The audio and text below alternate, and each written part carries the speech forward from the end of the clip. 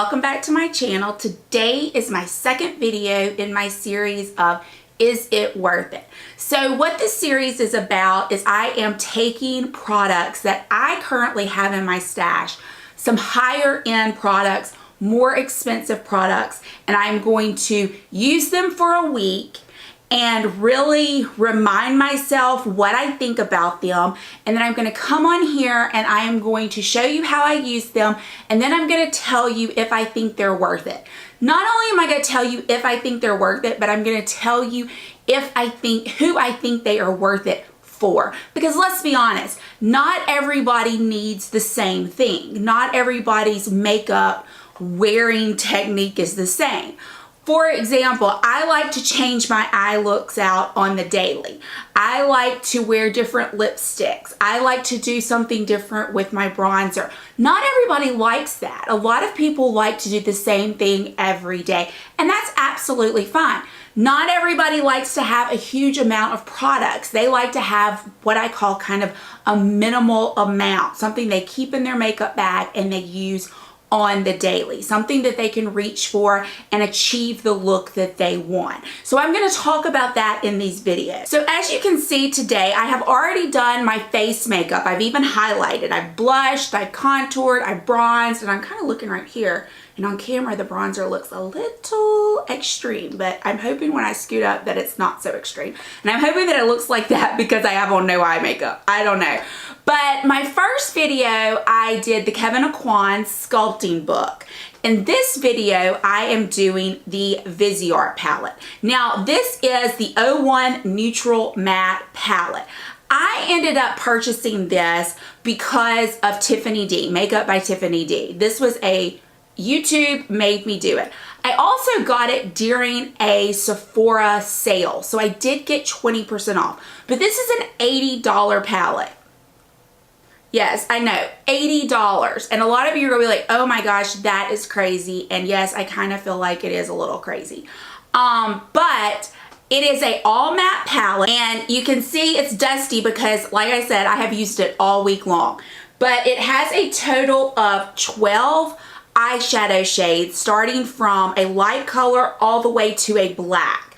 And you can achieve a neutral tone look, you can achieve a cool tone look, and you can achieve a warm tone look with this palette. Now, one thing that I'm not considering at all in my assessment of is it worth it, I am not considering that it's all matte. I'm not considering that it doesn't have a shimmer in it. A perfect palette for me would have some shimmer shades in it. I'm just going to be honest. But when you buy an all matte palette, you know you are buying an all matte palette. So I am going to assess this on the fact strictly that you know it's all matte, and that's in fact what you're looking for is an all matte palette. So I'm going to scoot in and I'm going to show you the look that I have been achieving with this. I'm going to talk about how the shadows work, how they go on the eye, how they wear throughout the day, and then at the end I will give you my final thoughts. So let's get started. Okay, I'm back and we are up close and personal now. So I'm going to start with the way I've been starting all week doing this look. And I will say that I have done a few different looks using this palette, but the look that I'm going to do today is the one that I've decided is kind of my favorite, and it is more of a warmer toned look. As always, my mirror is right here. So if you see me looking over here, that is because I am actually looking at my mirror. And I've also gotten some feedback that I need to be looking more at the camera. I'm going to try to do that. My viewfinder is over here, which that's the reason I look over there, but I'm really going to try to look more at the camera. But I'm starting by priming my eyelids, which what I consider to be my favorite eyeshadow primer, and it is from the drugstore. It is the Wet n Wild Photo Focus Eyeshadow Primer.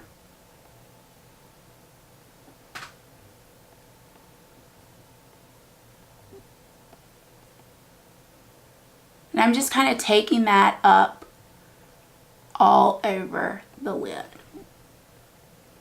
I'm first going to go in with a mixture of these two shades right here on a fluffy brush, and I'm just going to put those, and those are the two lightest shades in the palette. I'm tapping it off and I'm just going to place that all over the lid. This is just kind of to create a good foundation for everything else to go on. One thing I will say about these eyeshadows are a very nice size. As you can see, they are a wonderful size, so they're easy to get any brush into. I'm now going to take my Morphe M441 and I'm going to go in with this beige shade here on the end. This is going to be my first transition shade that I am placing in the crease. And I'm just in windshield wiper motions going back and forth.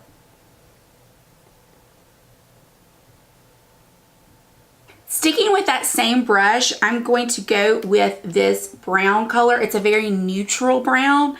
This is a color that can be used for a warm look or for a cool tone look. And I am just going to darken up that crease.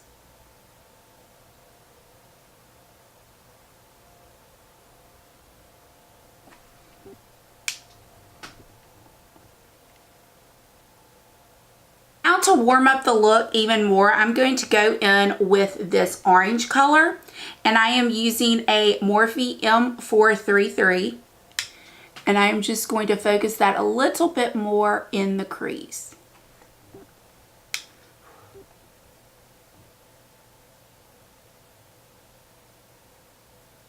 Now, staying with that same brush, I am going to go in with this darker brown shade right there next to that brown that I've already put on.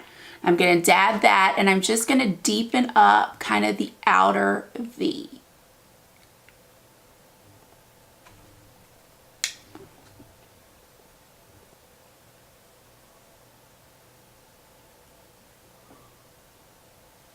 One thing that you will find from these shadows is that they have very little fallout. They are easily, as you can see from me doing this, they're very easy to blend. They're very creamy. They feel good on the eye. They seem to really work well on the eye. Just blending that all together. I'm going to take a flat brush and go in with this lighter shade right here and place that on the eyelid.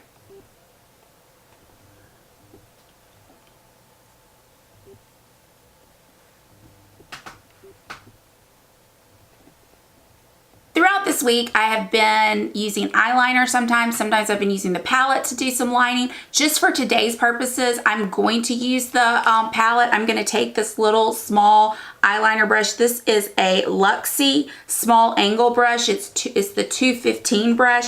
And I am going to go in with this dark brown, and I am going to line my eyes with that.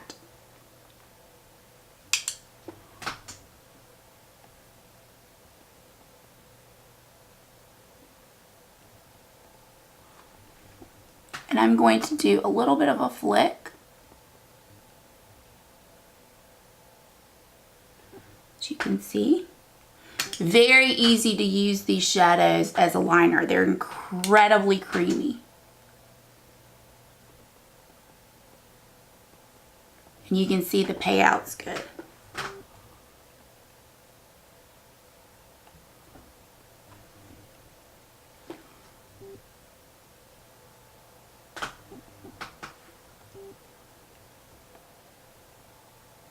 Thing I like to do, because I do have hooded eyes, is I like to make sure my eyelids are down and make sure that I have a good color payoff up here that you can actually see. I feel like that is the mistake people make who have hooded eyes. They do their eyeshadow and they don't take into account that when they look out that their eyes are going to come down and cover up all their eyeshadow. And I see even YouTubers that I actually like watching do that all the time, and I'm like, put some eyeshadow up there. Okay, so now I'm going to take a pencil brush, and I'm going to go in with that lighter brown shade right here, and I'm going to smudge out the lower lash line.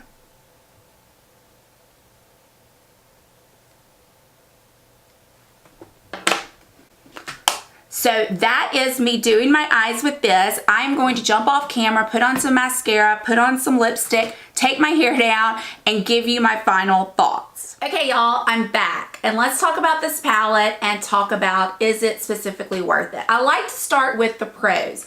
I want to say that I think that Viseart shadows are some of the best on the market. They are so good. They don't have fallout. They are easy to blend. They have good pigment. They have good color payoff.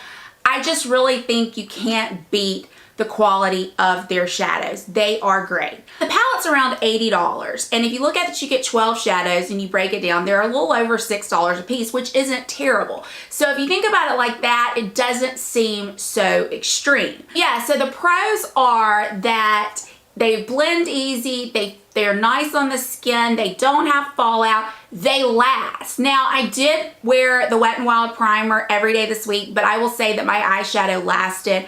I think one day I actually did my makeup around 6 in the morning and I didn't take it off until like midnight, and these shadows, I didn't touch them up, and these shadows looked fantastic. I mean, they looked great. So they definitely have staying power. They look good. They blend nice. You can achieve multiple different looks with this palette. And so, yeah, I think that those are all the pros of the palette. Now let's talk about the cons. Okay, so let's look at the packaging. This is an $80 palette, and it has a plastic top on it. It has no mirror. This is all plastic. I mean, that's fine, but for $80, this almost looks like a drugstore palette. If packaging is an issue for you, that's kind of an issue. And I think the biggest issue is the price. And especially since I got the Urban Decay Naked Ultimate Basics palette. Okay, so I picked up this palette actually when it was on sale at Ulta, so I think I got it for like $28 or $23 or something like that, which was fantastic, but it normally comes in at $54. So even on a normal day, $80, $54, all right? Let's talk about the Ultimate Naked Basics. It is an all matte palette.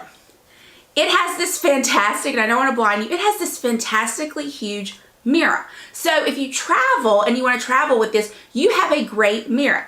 It also comes with, what do you know it, 12 shades. Now the shades, the powders are shaped differently, so you may not be getting, and let's look and see if it can tell me on the back how much product I am actually getting.